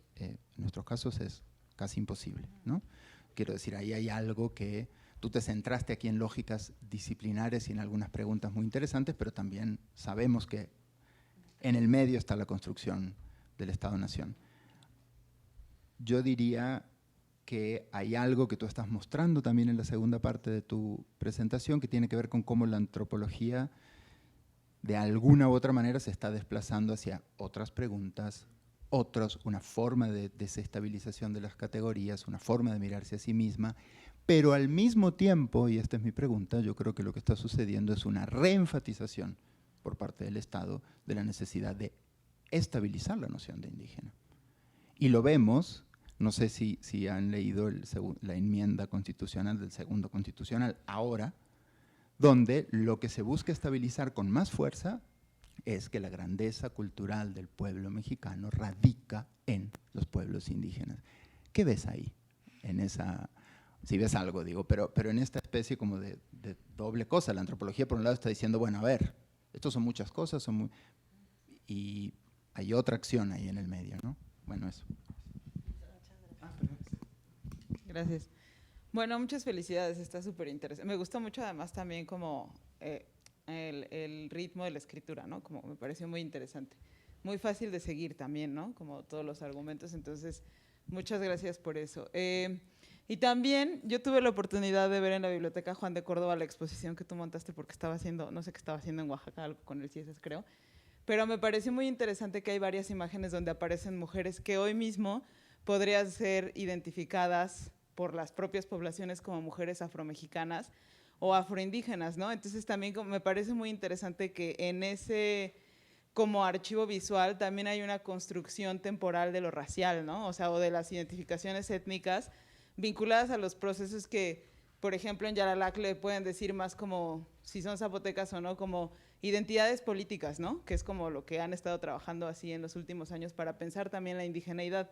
Entonces me parecía muy interesante, y de hecho una de las fotos está ahí, ¿no? Que es la mujer que está, la hija, ¿no? Y que pues obviamente hoy con ciertas construcciones discursivas también vinculadas con lo estatal podemos entenderla como una mujer afromexicana o el nuevo término muy en boga en Estados Unidos, afroindígena, ¿no? Y me parece además como súper interesante también los cambios que se ven en Jamiltepec, también en esa misma foto que está ahí desplegada en la pantalla, pero también en tu propia investigación, como ¿cómo te relacionaste tú con esas personas que no cumplían el fenotipo literalmente que Lini estaba buscando? Y que sí tenía mucho que ver con la división entre una fotografía etnográfica de las poblaciones afrodescendientes, ¿no? Que además, o sea, como hay esta idea de exotismo de lo indígena, pero la idea de la excepcionalidad de lo afrodescendiente en la fotografía etnográfica, ¿no? Y en como toda la idea del salvajismo. ¿Cómo lo viste? ¿Lo notaste? Porque yo cuando vi la exposición en la biblioteca, me pareció muy interesante que aparecían, pero no aparecían nombradas, ¿no? Que fue además un ejercicio como muy clásico de toda la antropología de la historia, que es como, están ahí, pero parece que nadie las ve. Bueno, o los ve en general, ¿no? Entonces, ¿cómo lo ves tú ahora? ¿Cómo lo trabajaste? Sobre todo pensando que Jamiltepec, pues además como históricamente es un lugar así súper importante para la región Costa Chica, ¿no? Es como la capital política, económica, administrativa. De hecho, pues es el distrito, ¿no? En términos organizativos. Súper. Muchas gracias. ¿Me modero? ¿Me automodero o no me modero? A ver, ¿dónde nos quedamos? Híjole, muchas cosas. Bueno, no, pues me parece bien. Ya, voy a esperarme a Rodrigo para que me escuche cuando regrese. Sobre los tiempos, o sea, sin duda hay que tomar tu pregunta, ¿no? Aquí estás. Sin duda hay que o sea, ese tipo de cortes se pueden hacer y se pueden reconstruir un poco, pero, o sea, y muy probablemente, por ejemplo, la foto que mostré de las 3 mujeres en traje tradicional fue una petición de Susan o un acuerdo entre ellos, o sea, claramente están posando, ¿no? Pero hay muchas otras en que no, o sea, que ahora no las mostré. Bueno, por ejemplo, en esta que es una foto del mercado, que de hecho es una foto de Chayuco, entonces el mercado de Chayuco, que a mí me parece una construcción así pues, espectacular, ¿no? Como con todas las, digamos, todas las personas van finalmente orientadas a este árbol y a esta mujer, esta niña que nos está mirando, ¿no? Pues no, o sea, como ven, hay gente vestida de una manera y de otra, ¿no? Y como esas, por ejemplo, hay muchas fotos adentro de los solares de las casas, con mujeres tejiendo, amamantando, haciendo de comer, niños, en fin. Entonces, yo no diría que hay una asociación directa entre traje tradicional y momento social, ¿no? Y a eso agregaría, que eso es pues, mucho de lo que a mí me interesa, que incluso en esa cotidianidad hay una gran variabilidad de posiciones, o sea, la misma persona puede estar vestida con delantal en algunas fotos, a veces con traje tradicional, a veces con ropa industrial, o sea, es justo, a mí o sea, como que a mí lo que me enseñaron los diarios de Susan es que el cambio, la famosa culturación, pues operó en muchísimas más direcciones y de manera mucho más errática que la interpretación a posteriori que se ha hecho, pues, ¿no? Y eso es clarísimo cuando ve uno la indumentaria y el valor acordado a la indumentaria localmente. O sea, sí, la indumentaria es una indexicalización de quién eres, ¿no? Entonces, hay otros extractos donde los informantes, o bueno, las personas con quien ella dialoga, dice, pues, me puse de mixteca, pero luego ya me puse de mestiza otra vez, y ahora me voy a poner de vestida de pantalón o vestida de vestido, pues, ¿no? Entonces, sí realmente hay como una fusión entre la ropa y quién eres socialmente, pues, ¿no? Eso no quiere decir que fueran sociedades igualitarias y justas y armónicas, ¿eh? Solo quiero decir que justo esto que estoy diciendo, que estos procesos de cambio social son mucho más erráticos y fragmentados, ¿no? Claro que había ricos y pobres, claro que había gente, caciques y campesinos sin tierra, en fin, había discriminación contra todo lo que tuviera que ver con rasgos indígenas, en fin, pues, ¿no? Y en cuanto al género, pues mira, entonces, o sea, si yo me guío por los diarios de campo, o sea, lo que pasaba en los 50, yo te diría que efectivamente los primeros en ponerse de pantalón, como ellos mismos se dicen, pues son los hombres, ¿no? Entonces, en ese sentido, apuntaría a una hipótesis parecida a lo que tú estás describiendo. Pero en el presente, la verdad es que ya casi nadie se viste con traje tradicional. O sea, la mayoría de los hombres y las mujeres están vestidos con ropa industrial. Hay un poco de hombres vestidos con lo que llaman el cotón, que es la camisa de algodón, y pues siempre son personas muy mayores, ¿no? Entonces, ahora, yo no he hecho etnografía en Jamiltepec, yo no hago trabajo de campo ahí, yo llegué a montar unas exposiciones y a hacer talleres en función de eso. Estuve un rato, pero no me puedo decir experta de la región, aquí la tenemos. Pero bueno, creo que eso es lo que puedo decir. Sobre lo que decía Rodrigo, para retomarlo rápidamente, pues me parece súper sugerente esta idea de que tal vez Susan es ahora la indígena, aunque a mí eso me remite un poco, o sea, como yo problematizaría tu punto es, si esa idea no es simplemente volver a asociar indígena con antiguo, pues, con viejito. Sí era viejita, sí estaba ya viejita, pero pues no es suficiente, yo diría, ¿no? O sea, como que efectivamente hay algo que parece más tradicional o más antiguo, más no nuevo, moderno en el sentido de nuevo, ¿no? Que es pues estas fotos a blanco y negro, tomadas, de hecho son la cámara, que nunca me acuerdo cómo se llama, pero son los negativos cuadrados grandotes, pues que ya casi ni existen, ¿no? No, son, en fin, luego les digo porque sí lo sé.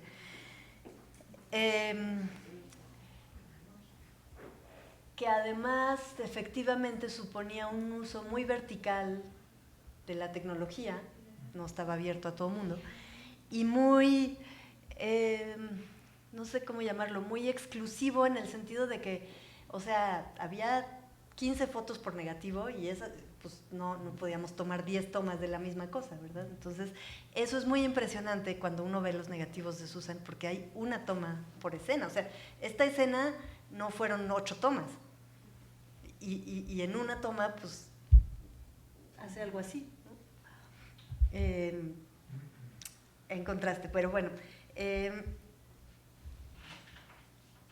Y sobre el cuerpo, me gusta mucho tu idea de ver cómo podríamos, si quisiéramos hacer una comparación más profunda entre los ojos, la mirada o no mirada, la mirada que está y que no está, y el torso, los senos que están y no están justamente, ¿no? Hay algo ahí también entre esa cosa de estar y no estar.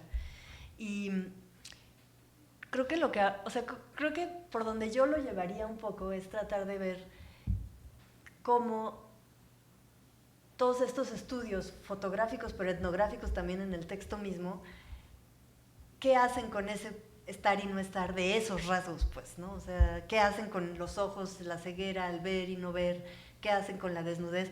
O sea, ella, por ejemplo, Susan, ahora pienso, Susan, habla mucho de cómo el INI trata de cubrir los torsos con los delantales, ¿no? Y les enseñan, o sea, hay un taller de costura en el INI, evidentemente, en donde les enseñan a hacer delantales para que se los pongan, ¿no?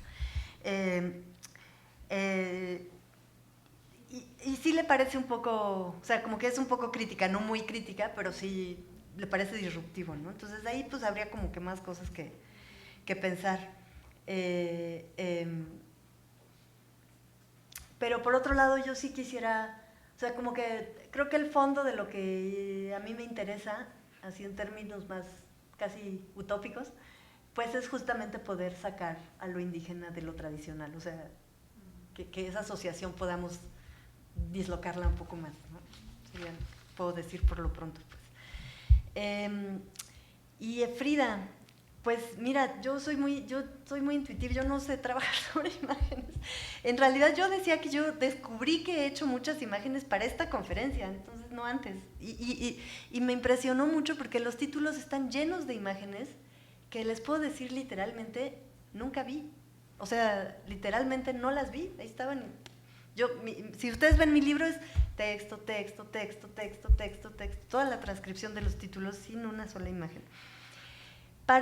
Y pues lo que he hecho con el libro de Blom y Duby, pues es muy básico, o sea, es Deborah Poole, Elizabeth Edwards, platicar con Gabriela Zamorano, con todos ustedes en el seminario, en fin, la verdad es muy intuitivo y yo no podría afirmar que tengo un análisis de las imágenes, o sea, más bien creo que como que las imágenes se me han ido imponiendo y yo creo que, o sea, como que ¿cómo decir? Se articulan muy bien a mis preguntas sobre la indigeneidad, todavía tengo que rascar más preguntas sobre las propias imágenes, pues, ¿no?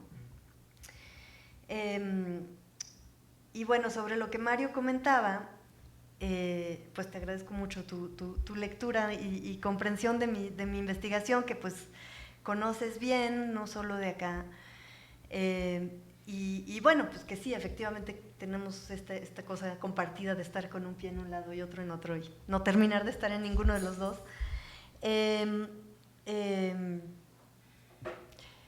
Yo pensaba, o sea, no había pensado tanto en el artículo segundo, pero en donde sí lo he pensado mucho, esto que tú estás describiendo, es en todo el trabajo jurídico que se hace desde hace unos años para acá sobre los derechos de los pueblos indígenas.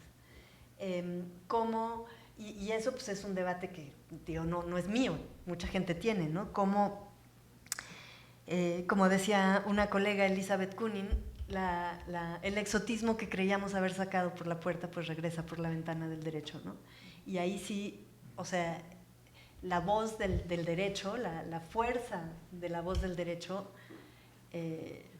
no tenemos cómo competirle a los antropólogos, o sea, no les interesa, no hay nada que hacer ahí. Bueno, no, hay mucho que hacer, pero digamos, no hay realmente... no hay realmente una escucha de parte de los, digamos, de todo el sistema jurídico.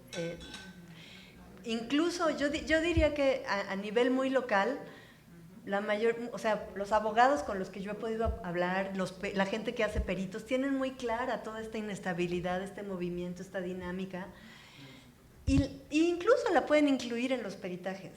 Pero cuando llegan al juzgado, a las cortes, a ver, ¿es o no es? ¿Hay ritual en las cuevas o no hay ritual en las cuevas? ¿Hay ceremonial o no hay ceremonial? Punto.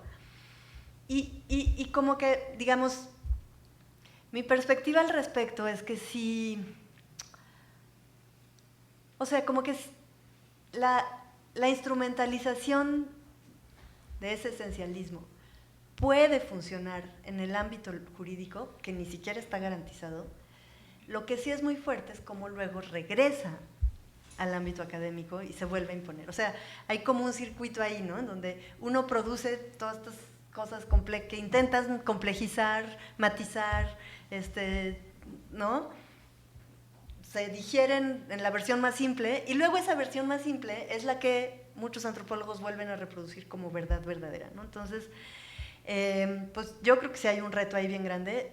Digo, estoy hablando en términos súper utópicos y por favor que no se entienda esto como que creo que no hay que luchar por los derechos de los pueblos indígenas. Por supuesto que hay que hacerlo con todas las herramientas y argumentos que se puedan, pero uno más tendría que ser luchar porque las concepciones de lo indígena que circulan en el ambiente jurídico se transformen un poquito, o sea, no seguir alimentándolas, pues, ¿no? Aunque eso teóricamente podría garantizar triunfos jurídicos, ¿no?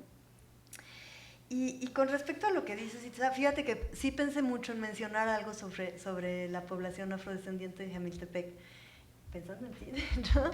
Pero, pues, entre que no tengo mucho material y que tampoco sé mucho que decir, algo que creo que es muy importante de las cosas que yo he encontrado en los diarios de Susan, es que la categoría que se utiliza en esa época para referirse a las poblaciones que como que ni siquiera tiene que ver con un fenotipo, es como dónde viven, que viven en la parte baja de Jamiltepec, es negro de razón, fíjate.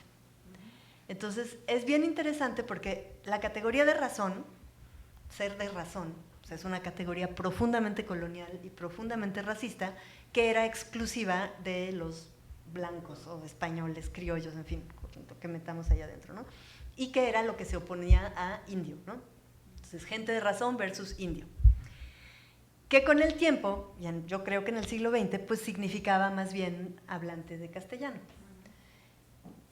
Que le digan negro de razón a las poblaciones afrodescendientes, pues revela mucho, yo creo, de por qué no estaban en el horizonte del Instituto Nacional de Indigenistas. O sea, no había tema ahí. Podían ir a la escuela, podían aprender, alfabetizarse.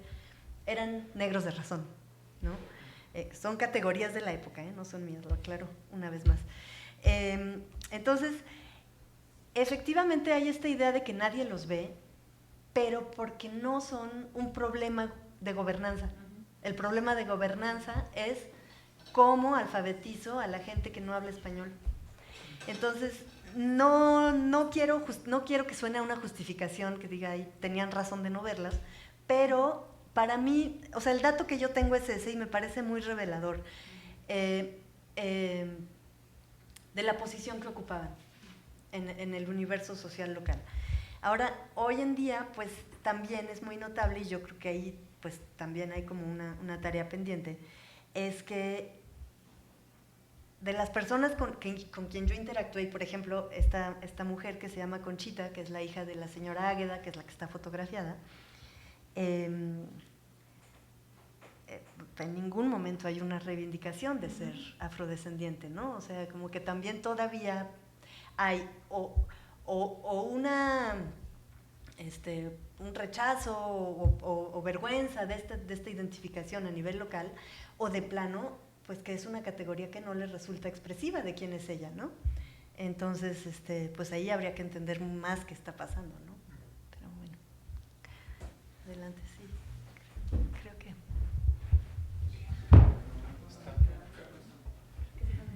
Sí, nos quedan 15 minutos.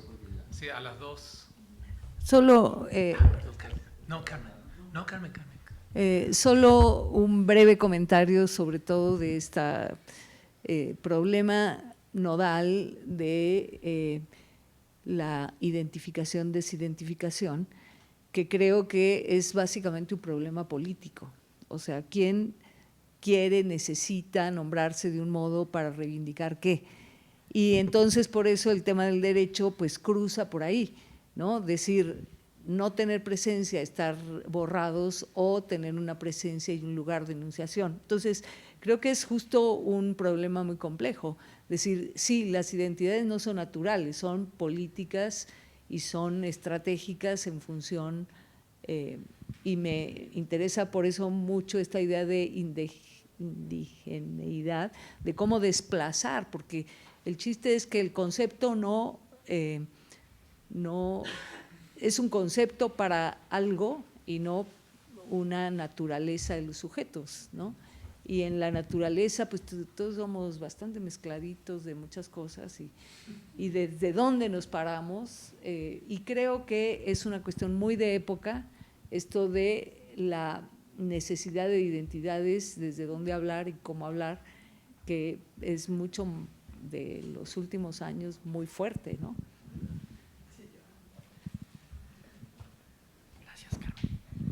Sí, en realidad solo son dos comentarios de un par de cosas que me llamaron mucho la atención. El primero es que me quedé pensando en Luz Jiménez. Quería saber si es un seudónimo o es un nombre de pila, porque pensaba que qué tanto podría ser como una especie de metonimia, ¿no? O sea, el nombre propio Luz, o sea, como ser la imagen, ¿no? O sea, de la herencia cultural y demás. O sea, me interesó mucho esto del nombre propio. Y la segunda cosa, cuando decías que no podías ver las imágenes, y las preguntas que te hacías que me dejaron como pensando un montón, ¿cómo hacer visible la ceguera al ojo externo?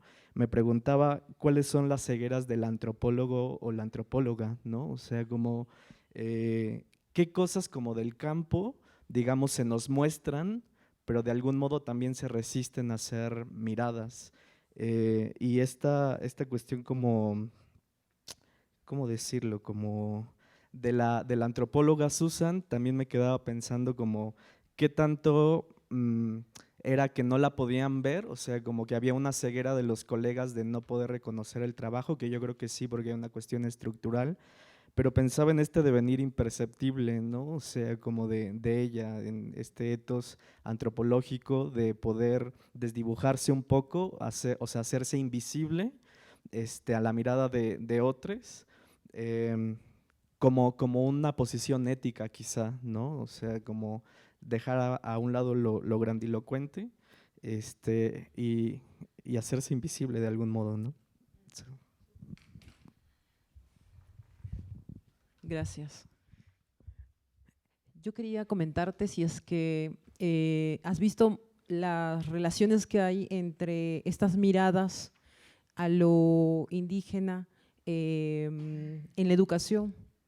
No sé si has hecho alguna relación con eso. ¿Por qué lo comento? Porque una estudiante en Ayacucho, en Perú, al sur del Perú, que tiene familia indígena, al momento de elegir su tema de investigación en arte, me comentaba sobre los textos escolares y de cómo ella le había llamado la atención la manera de representar a los indígenas, sobre todo a las mujeres, y siempre en dibujitos a colores, ¿no? Y entonces ella decía cosas que yo no sabía, me decía, esta pollera, por ejemplo, no pertenece a esta región, pero sin embargo están diciendo que sí, ¿no? Entonces, eso, las relaciones entre la antropología con la educación, en este caso del racismo. Gracias.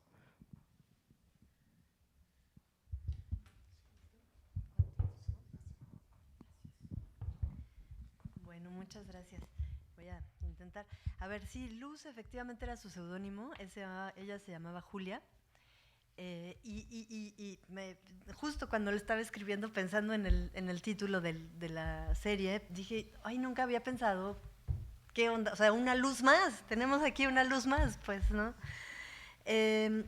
Y yo lo llevaría más lejos, o sea, ella tenía realmente una suerte de doble vida, porque en Milpalta supieron que ella fue modelo hasta su muerte, en realidad.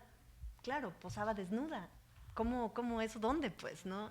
Entonces, ella bajaba, venía al centro, como dicen en Milpalta, y pues se quedaba aquí. Es una historia súper compleja y de la que todavía hay mucho que decir. O sea, sí hizo amistad con mucha gente, por ejemplo, alguien con quien era comadre, que era muy cercana, es esta mujer, Anita Brenner, que era una periodista judía neoyorquina, que pues, fue como muy importante, digamos, en el Tutmexic de la época. Entonces, eran muy cercanas, fueron comadres, vivieron juntas, tal, pero también hacía trabajo doméstico en casa de todos estos artistas, pues, ¿no? Entonces, está todo eso ahí, pues, ¿no? Entonces, vivía en México, en el centro, y pues le hacía de modelo y trabajaba de trabajadora doméstica, y luego regresaba a Milpalta, y en Milpalta pues se quedaba en su pueblo, en su casa, con su nombre.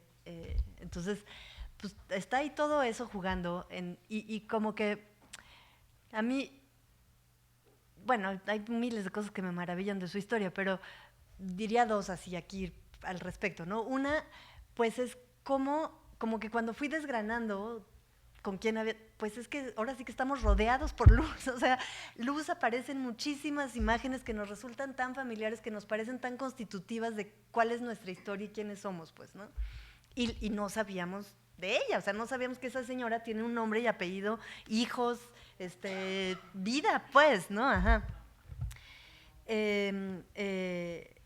Y pues por otro lado, o sea, lo potente que debe haber sido esa mujer, porque en uno de los extractos que ya no incluí porque ya no había tiempo, como que entrevistan a Jean Charlotte a punto o sea, ya muy cercano, muy mayor, después de la muerte de Luz. De hecho, lo entrevistan a la muerte de Luz. Y él dice, es que Luz tenía algo que nadie más que yo conocí tuvo, o sea, ninguna otra modelo tenía, y es que podía proyectar lo que yo esperaba ver. Es increíble, o sea, no podía proyectar lo que ella era, podía proyectar lo que yo esperaba ver, ¿no? Y creo que eso es, o sea, eso no lo puede hacer cualquiera, pues, ¿no? Eso, o sea, debe haber sido una mujer fuera de serie realmente, pues, ¿no?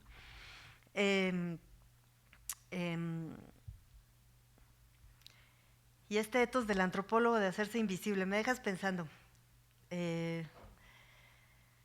Sí, o sea, creo que sí hay algo de eso con Susan, o sea, de estar y no estar, porque también, o sea, sus fotos se cuela hasta lugares pues como muy íntimos, y los diarios de campo también, o sea, digo, y eso ha sido como todo un debate con la biblioteca, pues hay pasajes muy complicados en sus diarios de poner al público, pues, ¿no?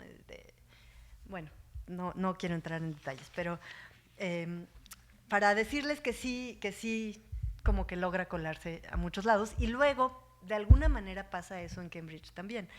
Ahora no sé si eso fue voluntario o no, pues, ¿no? Ahí está como toda la cuestión. Y sobre lo que comentaba Carmen, pues me da mucho gusto como escucharte, porque sí, va mucho por ahí todo lo que traté de presentar ahora, que es justo pues desnaturalizar lo más posible cosas, bueno, no cosas, objetos que damos por hecho como naturales, ¿no?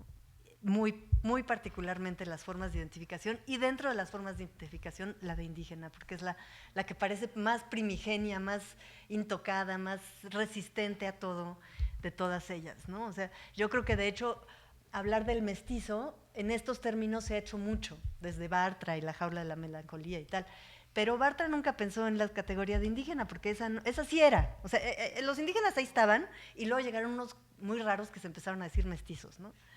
Y pues no, yo sí creo que eso es propio, intrínseco de las formas de identificación inscritas en relaciones de poder y íntimamente conectadas al proceso de formación nacional, o sea, no hay cómo desvincularlo, pues, ¿no?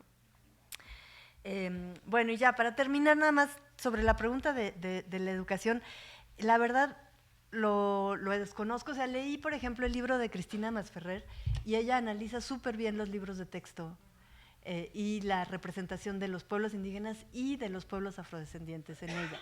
Yo, la verdad, no me he metido mucho en eso, porque siento que otra vez, o sea, ¿cómo decir? El discurso oficial medio que ya nos lo conocemos, pues, ¿no?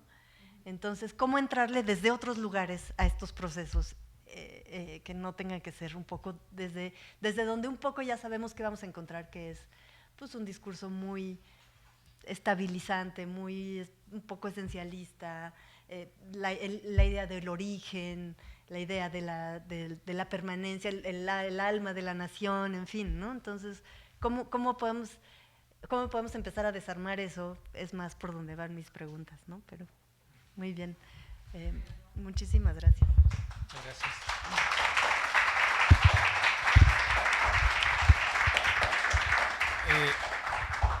Yo quisiera finalizar, digamos, cerrar la participación de Paula indicando algo, que es que en la foto la niña parece que ocupa el lugar de Luz Jiménez, ¿no? O sea, que podría estar, ¿no? Y ahí me pregunto quizás con tu trabajo sobre la imagen, si se trata de trabajar la imagen como un lenguaje, como un campo semiótico, o se trata de trabajar la imagen como una aparición en el campo de la antropología y la historia, ¿no? O sea, creo que no hay que pensarlo ahora, pero ¿por qué Drucker encuentra a Luz Jiménez, aunque no es artista, compartía una cultura estética, simplemente es una especie de orden inconsciente de lo visible, la forma de colonialidad, etcétera, ¿no? Bueno, creo que es una foto bellísima, pero también perturbadora.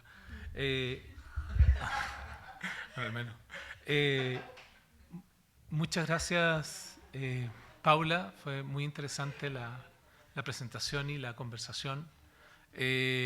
Bueno, y agradecemos a todos a quienes hayan estado interesados en nuestra última sesión del seminario Diálogo sobre la Luz.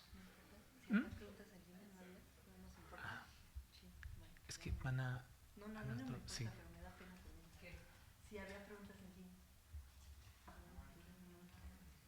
No, ok. Sí, es que ahora se corta. Bueno, muchas gracias.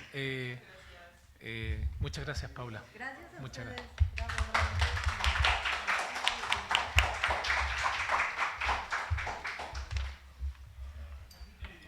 Oigan, ¿no será de poner un mensajito ahí que me escriban? O algo que me manden un screenshot de las preguntas, pues que si hay gente que se conectó y mandó preguntas, me da pena ni pelarlos.